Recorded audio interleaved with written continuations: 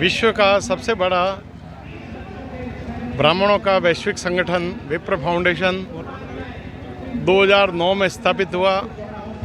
कलकत्ता के कुछ बंधुओं ने, जो ब्राह्मण उद्योगपति है, उन्होंने विचार किया कि राजस्थान के हमारे शिक्षा में ब्राह्मण बच्चे पिछड़े हुए हैं, उनके उत्थान के लिए, सामाजिक उत्थान के लिए कोई काम करना चाहिए। इसलिए उन्होंने बीड़ा उठा करके इसकी स्थापना की।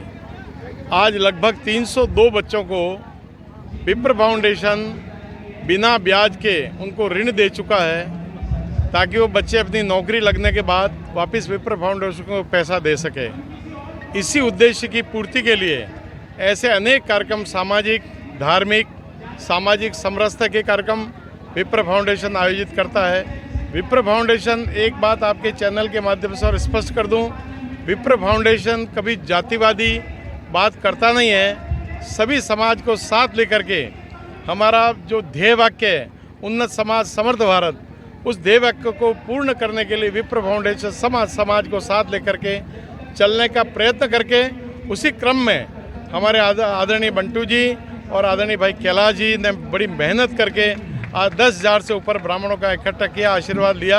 आपके चैनल के माध्यम से समाज के सभी वर्गों से प्रार्थना करता हूं, उनको आशीर्वाद दें और विप्र फाउंडेशन के ब्राह्मणों से आशीर्वाद लेकर के समाज की उन्नति में साथ लेकर के आगे बढ़ें। बहुत बहुत धन्यवाद। विप्र शब्द का अर्थ ही है सामाजिक समरसता, वसुदेव कुटुंबकम। हम किसी का विरोध नहीं करते, पर हम हमारे बच्चों में किस तरह शिक्षा के जो अग्नि को और ज़्यादा प्रज्वलित करे, इसके बारे में हमने विमर्श किया।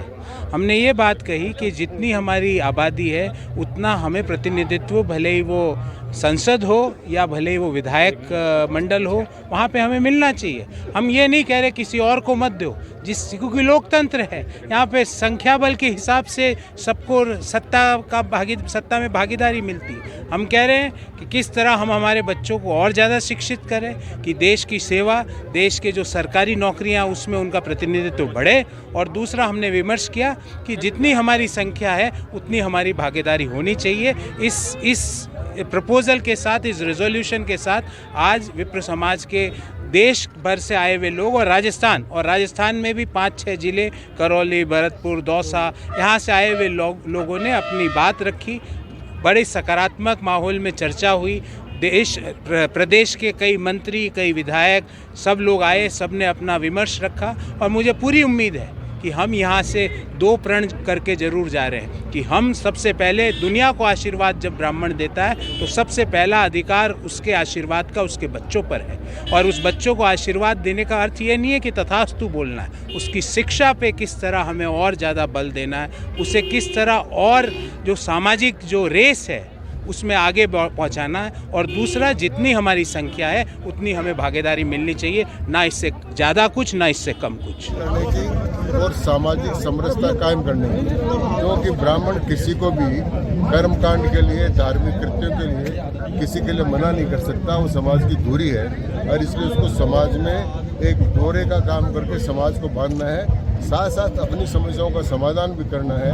और विशेषकर मैंने कहा कि ये जो मंदिरों का जो अधिग्रहण सरकार करती है देवस्थान बोर्ड के अंतर्गत, वो अधिग्रहण तुरंत बंद होना चाहिए और मंदिर वापस हिंदू समाज के जिन लोगों के थे उनको लौटाया जाना चाहिए। जैसे वक्फ बोर्ड में है, उसी प्रकार का हिंदू रिलीजियस एक्ट बनना चाहिए। वीरांगनाओं को लेकर चल रहा है मामला, मुख्यमंत्री ने अलग से, उसमें मैं बोल चुका हूँ, मुख्यमंत्री ने बात कर ली है। मैं समझता हूँ इस समस्या